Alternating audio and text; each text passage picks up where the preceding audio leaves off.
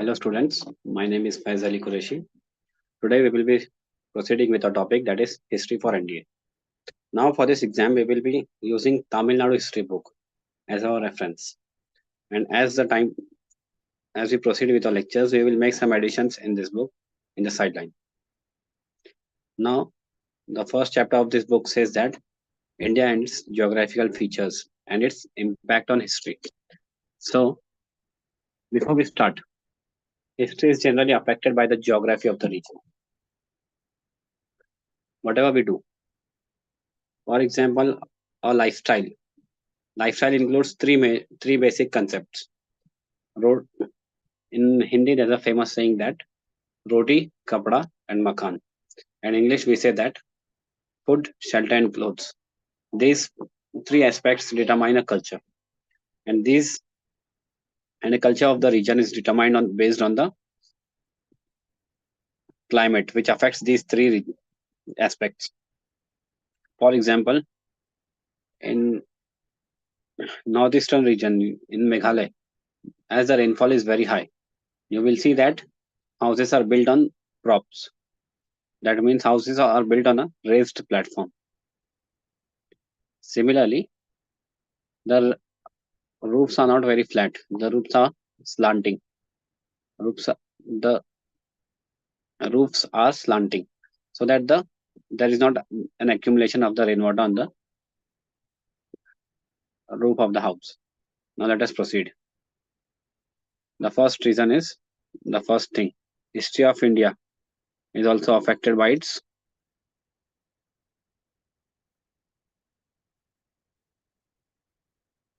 history of India is affected by its history of India is influenced by its geography. So the study of Indian geographical features. Indian we need to study geography for better understanding of our history. Now, first of all, the Indian subcontinent is a very well-defined region. This is what it says. Indian subcontinent is a well-defined geographical unit. It can be divided into three regions: the Himalayan mountains, the Indo-Gangetic plains, and the southern peninsula. This can go like this.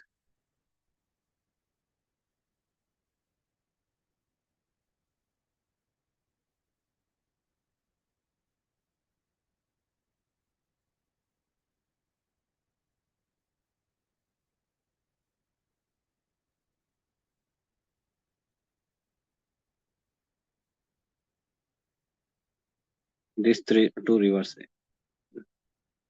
Ganga, Yamuna, and Brahmaputra, and Indus, and its tributaries.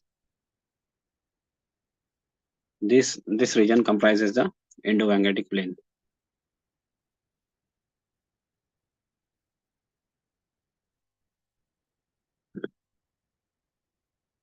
This region corresponds to the Ganga, Yamuna, Ganga, Indus, Brahmaputra plains,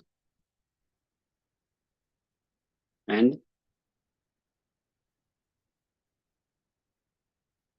the next region is Himalayas.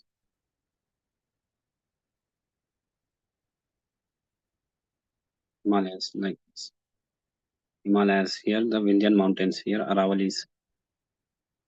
This is peninsular block.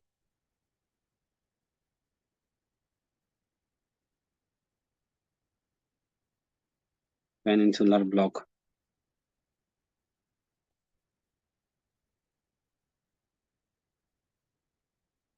Peninsular block. And this region is called as Western Ghats and Eastern Ghats.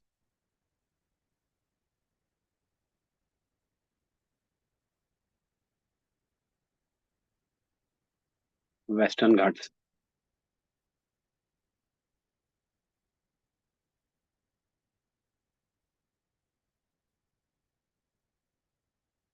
Eastern Ghats. Here, the famous river Narmada and Tapi flows from this side.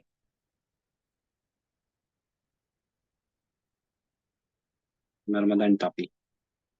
So, as you see, because of a diversity of geographical features, there is a Because of the difference in geographical features, there is also a diversity in the type of life, in the way of life in the Indian subcontinent. For example, in the desert regions of this Thar Desert, we also have islands, Nicobar and Andaman and Nicobar and Lakshadweep. So the different regions of India had different ways of life.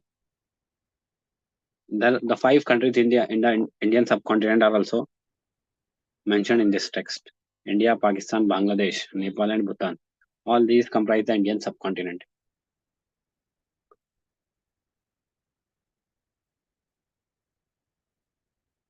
Now let us see the first geographical classification. First geographical sub region of the country. That is the Himalayan mountains. Himalayan mountains situated on the north of India. This Himalayan mountains.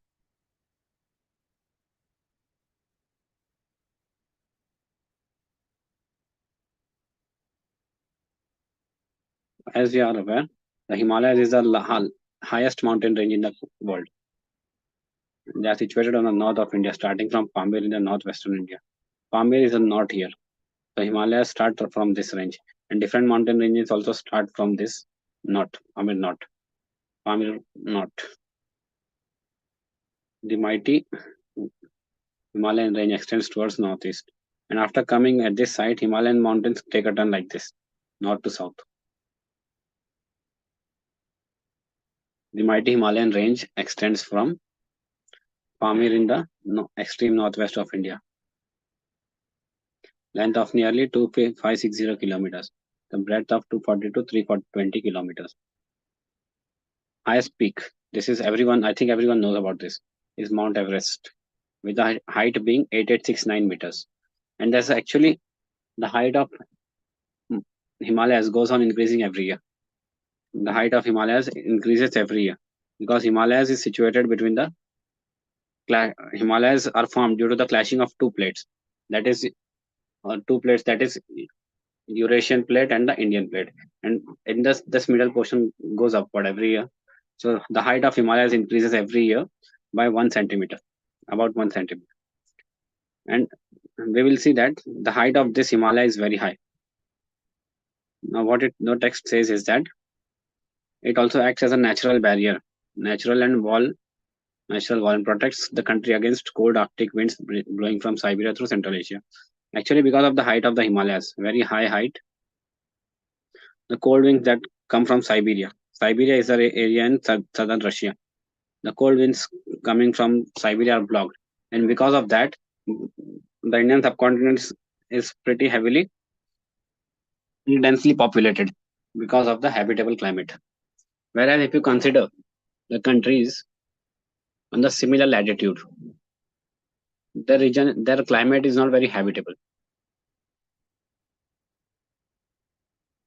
And also the other countries situated at this level, at this latitude, have a very cold climate. So this means that climate of northern India fairly warm throughout the year. And the one more thing about Himalayan region is that it is inhospitable. Inhospitable means there's a very harsh climate for people to live, and that is the reason why there's not this area is not very densely populated. First of all, there is no proper land for growing crops. There are slopes, and the construction is very costly because of this. And thirdly, the cold is very harsh. People cannot survive on this latitude because of this reason. But still, some pockets, very small number of people live in this inhabitable climate. For example, another thing we can see is that Eskimos, people living in the coldest region of the world, in Canada. Now, let us see. It was considered for a long time that the Himalayas stood as a natural barrier to protect India against invasion. Now, because of the height of the Himalayas, it also acted as a protection wall for foreign invaders to come. If you pay attention, if you've read history, or as we will see as we will also see as our topics proceed forward, whoever whoever came to India for invading it, came through this route. Came through this route. Came through this route. It is very it is nearly impossible to cross Himalayas and come to India. That is why most of the people arrived from this area. Understood? Now let us move forward. But the passes in the northwestern mountains, such as Khyber, Bolan, and Kurram Gomal, provided easy routes between India and Central Asia. So whoever came to India from outside, they came to India after passing through these mountain passes. Passes means an area between two mountain ranges. It is an empty area, like a valley. Passes are like this. Passes means an area like this.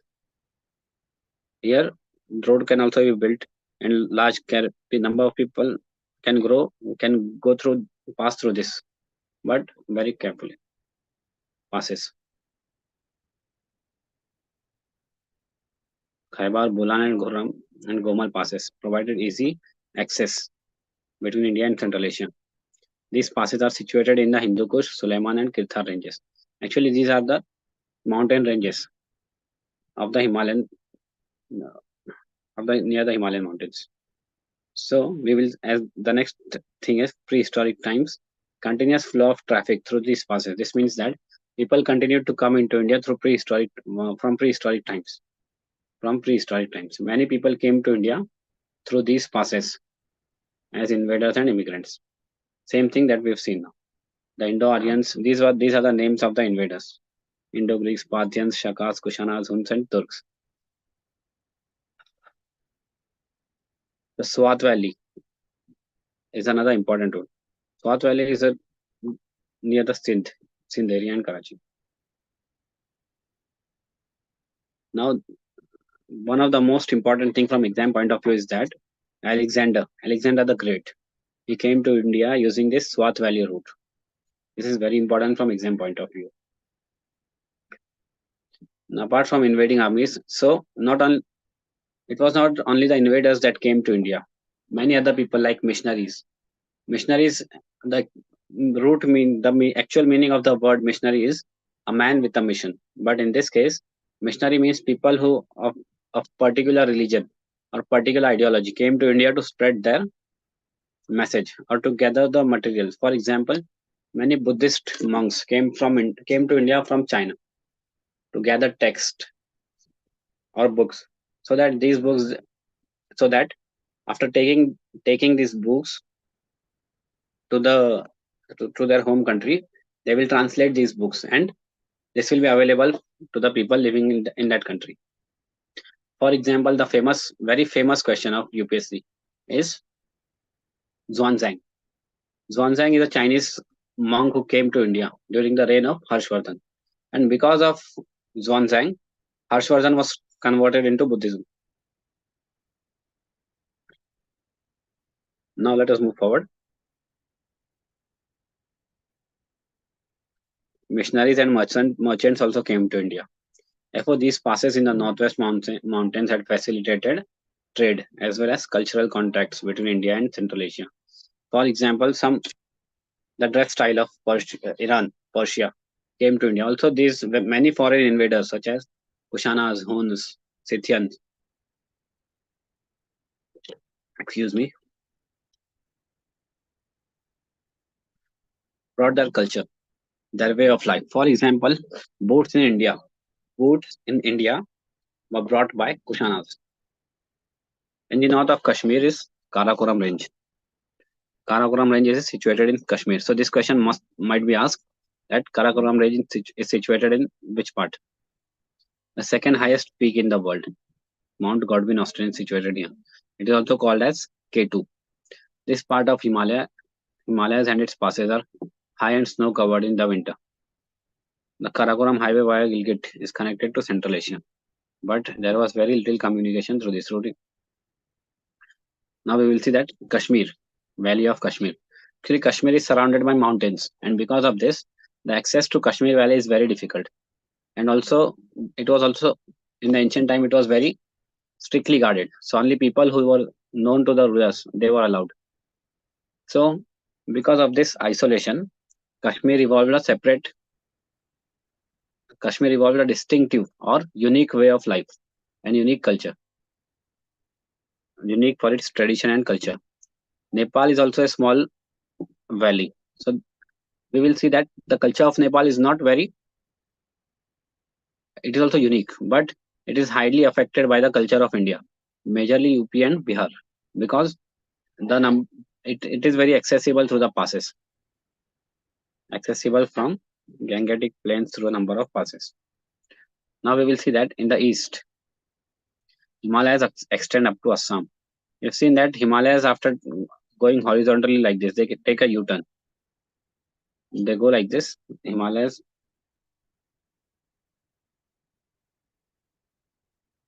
go like this and directly take a U-turn like this.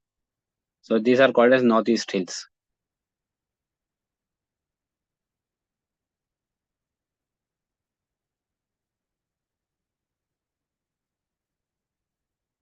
The important mountains in this region are Patkai Boom, Nagai and Lushai ranges.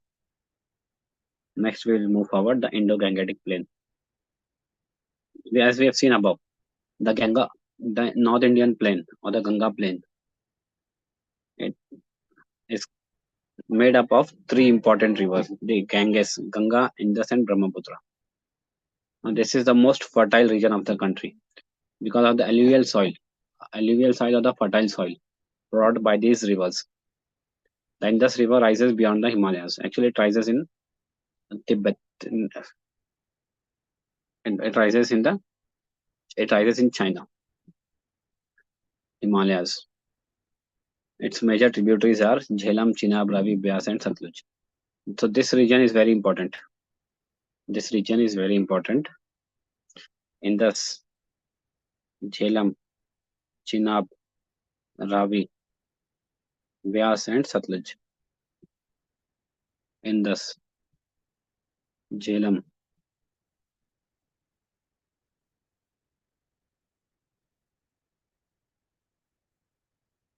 Ravi, Beas, Indus, Jhelum, Chenab, Ravi, Beas, Satluj. This is a rough diagram for learning and understanding these rivers. This is also called as land of seven rivers. The Punjab, and it is also called as Punjab. Panj means five, and Ab means land between two rivers, Punjab. So the land between five rivers was called as Punjab. The literal meaning of the here it is written. Punjab is land of five rivers. Sindh is situated at the lower valley of Indus. Here, this area is called as Sindh, downwards. This area. The Indus plain is known for its fertile soil. Next, we will see that Thar Desert and Aravalli Hills are situated in between Indus and Gangetic plains. Thar Desert and Aravalli Hills.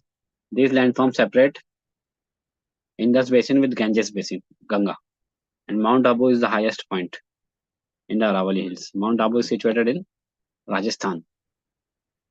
Now, Ganga River rises in Himalayas, flows south towards the east. This pattern. South and flows south and then east. Yamuna flows parallel to this. Delhi is situated on the river Yamuna. Delhi. The area between these two rivers is called as Doab. The area between two rivers is called as Doab. Land between two rivers. Important tributaries of Ganges are Gomati, Sarayu, Ghagra, and Gandak.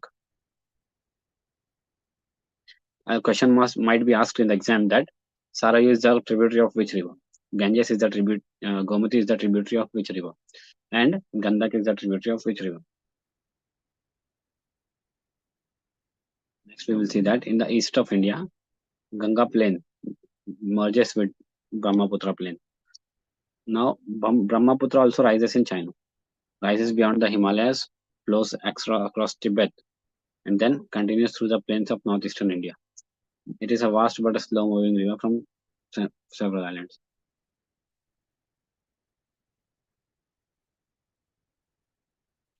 We will see that Indus is like this, Ganga is like this, and Brahmaputra out comes like this and joins Ganga in West Bengal, and then it flows into Bangladesh. Ganga, Brahmaputra, and this area forms a delta, Sundarbans Delta, and because of the presence of Sundari trees, this area is called as Sundarban, meaning forest of Sundari. The Indo-Gangetic Plain has contributed to the rise of urban centers. Actually, this means that because of these rivers, there was a development of cities. Actually, first habitation started, villages started in on the banks of the rivers. Then, after development and evolution, these towns were converted into cities. Confluence of means meeting point of two rivers. Harappan culture flourished in the Indus Valley. Vedic culture flourished in the Western Gangetic Plain, meaning Western UP. Banaras, Allahabad, Agra, Delhi, and Patliputra. These are the important cities of Gangetic Plain. Now, Patliputra is very important because it was a capital of many empires. It was situated at the confluence of Son River with the Ganges. This is asked. Patliputra had remained capital of Mauryas, Shungas, Guptas, and other kingdoms. The western side of Delhi is situated on the western side of Gangetic Plain. Most of the decisive battles of Indian history, such as Kurukshetra, Tarain, and Panipat, fought near Delhi. Because Delhi was famous for making war materials, and because of its location, an outside invader had to come from the plains of Ganga, from the plains of Indus and Haryana.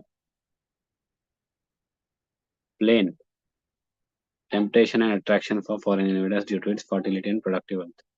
Foreign invaders came to attack India because of the fertility of this region.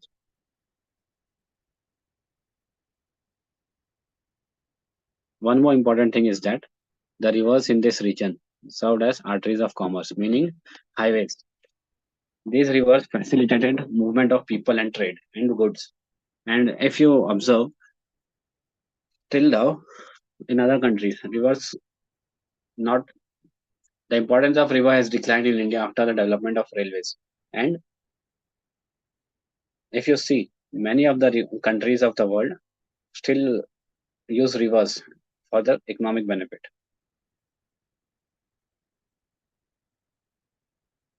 In ancient times, it was difficult to make roads. Men and material were moved by boat.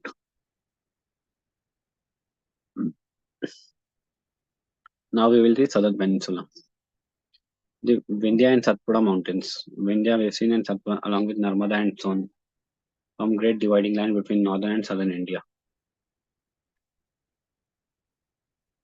Vindhya mountains, Satpura mountains and Narmada river, Narmada and Tapi. These divide the northern Indian plains from the southern peninsular block. The plateau to the south of Vindhya mountains this plateau is known as Deccan Plateau. Deccan Plateau. It contains of volcanic rocks. Northern Indian plains are made up of silt, but this is formed of volcanic eruptions, basalt.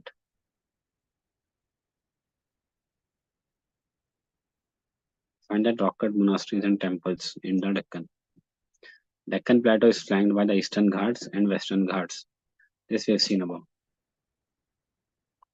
This is the Western Ghat, this is the Eastern Ghat. Coromandel Coast. On the eastern side, it is Coromandel Coast.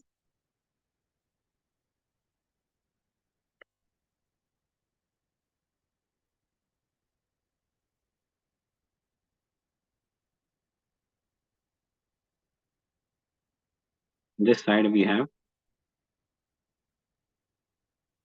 on this side we will have Malabar Coast.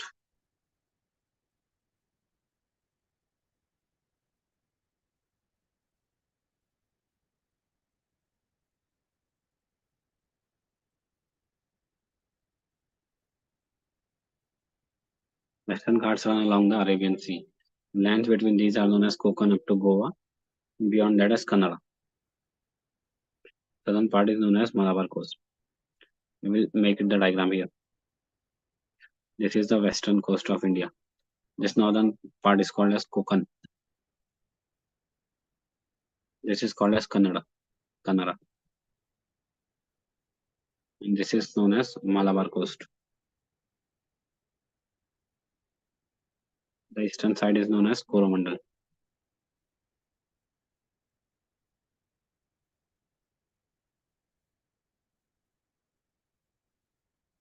You will see that there are also passes in Western Ghats like Junnar, Kanheri, and Karle, link the trade routes to western ports. For example, there was famous port of Kalyan, and these passes link the internal part of the country to the ports.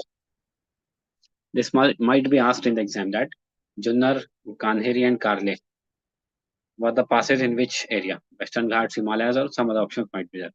The correct option is Western Ghats. The Deccan Plateau acted as a bridge between North and South India.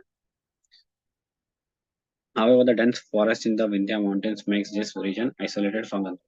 Actually, because of this isolation, the culture of North is a little different from the culture of Deccan.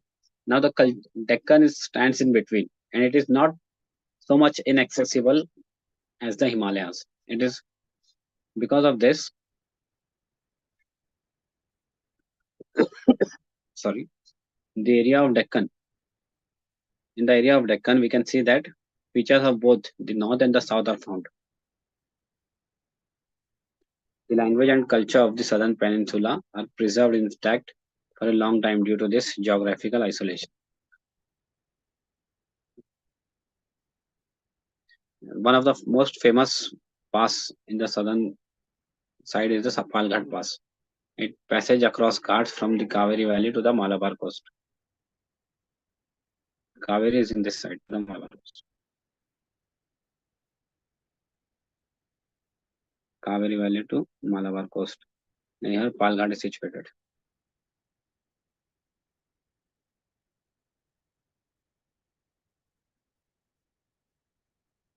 Palghat Pass. Indo-Roman trade in the ancient times. In the ancient times, Indians traded with the Roman Empire. And this Palghat Pass was a very important trade route for connecting ports with the internal part. And one of the most important thing is that Anaimudi, highest peak in southern peninsula. Dodabetta, highest peak in the western Ghats. Eastern Ghats, not very high. And it is also broken in some parts. That is why they are not continuous, caused by eastern flow of the rivers into the Bay of Bengal. Now these are very important.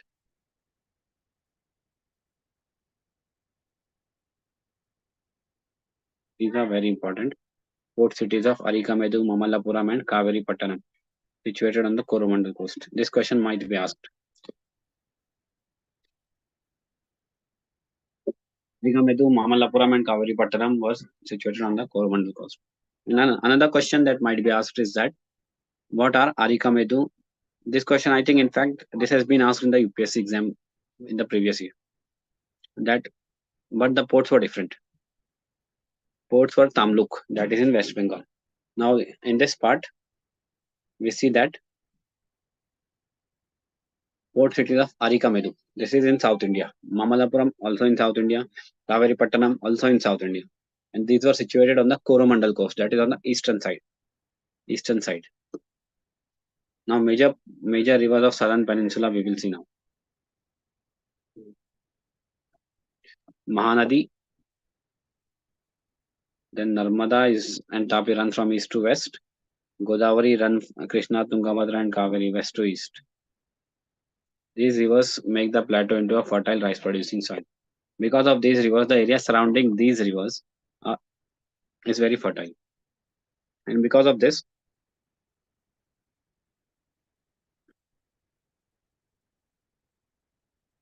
excuse me, because of this, the region area between two rivers is called as Doab. And this dob has also been called as rice bowl. Rice bowl means an area where rice predominantly is grown. Region between Krishna and Tungabhadra, Raichur Doab, remained a bone of contention between major kingdoms. Many kingdoms fought for this area, that is, Krishna and Tungabhadra region. Deltaic plains formed by these two rivers at their mouths became famous under the Satavahanas. Delta is the region that is formed by the deposits of the river when the river meets the sea.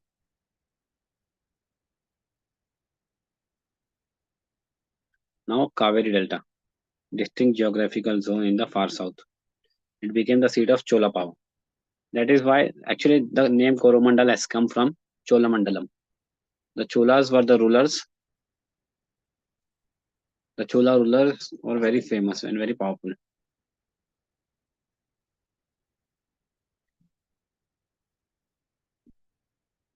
I think there's a doubt in by some of you viewer. Let us move forward.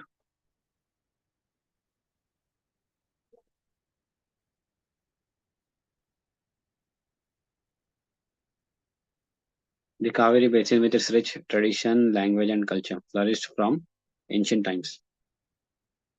Now, let us, as the southern peninsula is gifted with a long coastline, this is very important. Because of the long coastline of the southern peninsula, this area developed into a major trade emporium. It traded with the countries of with the countries of West Asia and Southeast Asia during historical times. In the ancient times, a great deal of trade and commerce went on through the seaways from the earliest times. Mariners reached countries like Java, Sumatra, Burma, and Cambodia. They also spread Indian art, religion, and culture. Actually, the largest temple is Borobudur and Angkor Wat. Angkor Wat is the largest Hindu temple in the world in ancient India. It is situated in Cambodia. And because of these traders and other people, the trader Indian culture has spread to these countries. Commercial contacts between South India and the Greco-Roman countries flourished along with cultural relations. Now, you must have heard, every time you must have heard, or in the school, you must have gotten the topic about write an essay in about India. Write an essay of India that India is a land that has unity in diversity. Now, this concept of unity in diversity has been prevalent in India since ancient times. In India, many foreigners came and settled in India and made India their home. For example, the Greeks, the Scythians, we will see now. Land of diversity. India is a melting pot of numerous races. Actually, we are not like any other European country where most of the people belong to the only single race. For example, Anglo-Saxons or Germanic people of Germany. India is a mix of all these of many different races. India is very colorful. That is why we also have diversity in the skin color. The pre-Aryans, Indo-Greek Aryans, Greeks, Scythians, and Hunas and the Turks, etc., made India their home. So India is a home to many different cultures. Each ethnic group means ethnic group. The ethnic group means people that belong to the common descent or common race contributed its might to the making of the Indian culture. Now, next we will see that these people mixed up so inextricably with one another that at present none of them can be identified in their original form. Actually, because of many different people coming to India and making it their home, we cannot distinguish that this particular person has come from that particular country. Let us move forward. Different cultures mingled with one another through the ages. Pre-Aryan or Dravidian terms occur in the Vedic texts. This means that before Aryans came to India, they must have got some words from the original Indian language, and these words are present in the Vedic texts. Similarly, many Pali and Sanskrit terms appear in the Sangam literature. Sangam literature is in Tamil, but many words from the North Indian languages have also been found in the Sangam texts. Since ancient times, India has been the land of several religions. This we can see because India is the birthplace of three major religions, that is Hinduism, Jainism, and Buddhism. Buddhism is one of the major religions of the world that has populations following Buddhism in Southeast Asian countries. For example,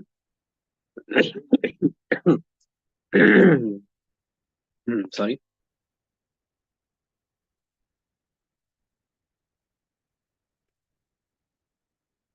for example, the Korean Peninsula, Hinduism, Jainism, and Buddhism. Also, Indian people speak different languages, practice different cultures, religions, and observe different social customs, but they follow certain common styles of life throughout the country. We, this means that even if people are from North or South India, it does not matter. They have certain similarity between them. Therefore, our country shows a deep understanding of life throughout the country. Now, let us see the name of the country. The name Bharatvarsha, or the land of Bharat. Ancient Indians called India by the name Bharat, and this name Bharatvarsha has come from a tribe, an ancient tribe called the Bharatas. And political unity was attained at least twice. Political unity attained twice during the Mauryan and Gupta empires. This means that all over India only one rule was there. That is, this is what it's meant by political unity. Next, we will see that unity of India was also recognized by foreigners. Actually, foreigners also believed that India is one country, and generally they call the land that is to the east of Indus River as India. The people first came into contact with foreigners, with people living on the Sindhu River or the Indus, and so they named the whole country after this river.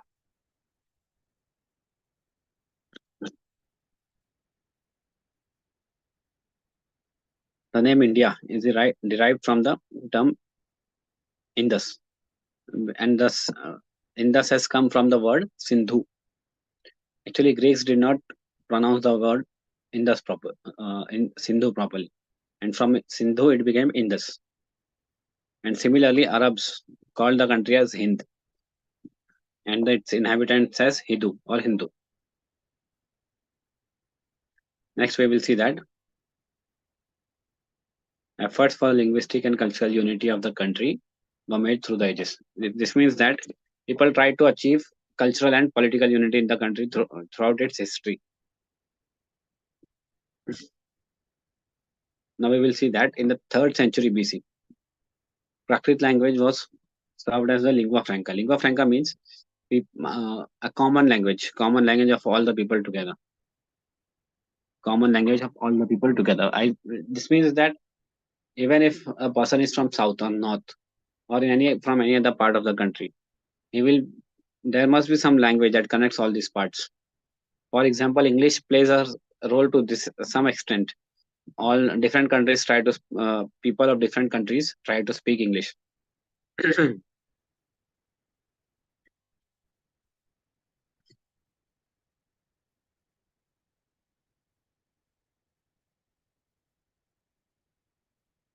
One more important thing is that Ashoka's inscriptions were written in Prakrit language. Also, ancient epics such as Ramayana and the Mahabharata. Actually, Ramayana and Mahabharata were originated in the North Indian part of the country, but these passed on to the south, and they were read with same zeal and devotion. This means that people did not discriminate between these texts, and they took these texts to be their own. Although Indian cultural values and ideas were expressed in different forms, substance remained the same throughout the country. Hence, India has emerged as a multi-religious and multicultural society. India is a multi-religious and multicultural society. This means that people in India follow many different religions. Some may be Hindu, Muslim, Sikh, Buddhist, Jain. India is a melting pot of different cultures. This means that our culture means our habit or food, shelter, and clothes differ from region to region. because of the particular climatic factors. Climatic factors plays a major role in this. The underlying unity and integrity and plural character of Indian society remain the real strength for the development of the country. Now let us try to solve some questions. Alexander of India came to India through. The correct answer should be Swat Valley. The correct answer is Swat Valley.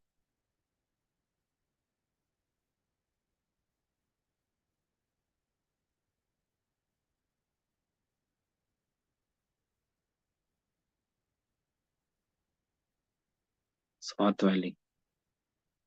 The region between two rivers is called as Doab. The river Ganges rises in Himalaya. Highest peak in South India is Anaimudi. Mount Everest. We will have to now match the peaks with the respective regions. Doda Betta is in Western Ghat.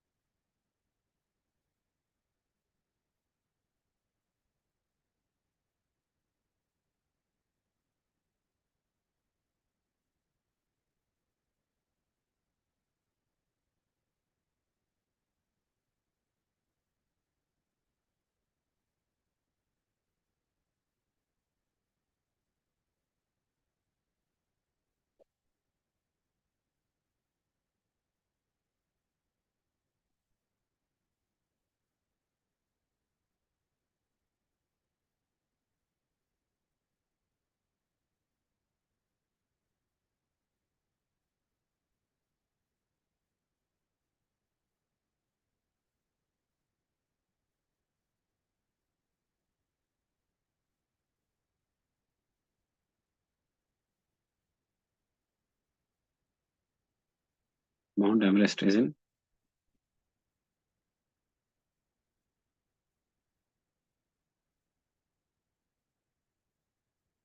Himalayas. Godwin Austen is in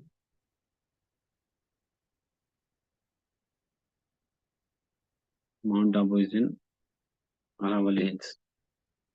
Godwin Austen is in Karakoram. Doda Betta is in Western Ghats. The city of Patliputra was situated at the confluence of Ganges and Brahmaputra. Now this is a wrong question. Wrong answer.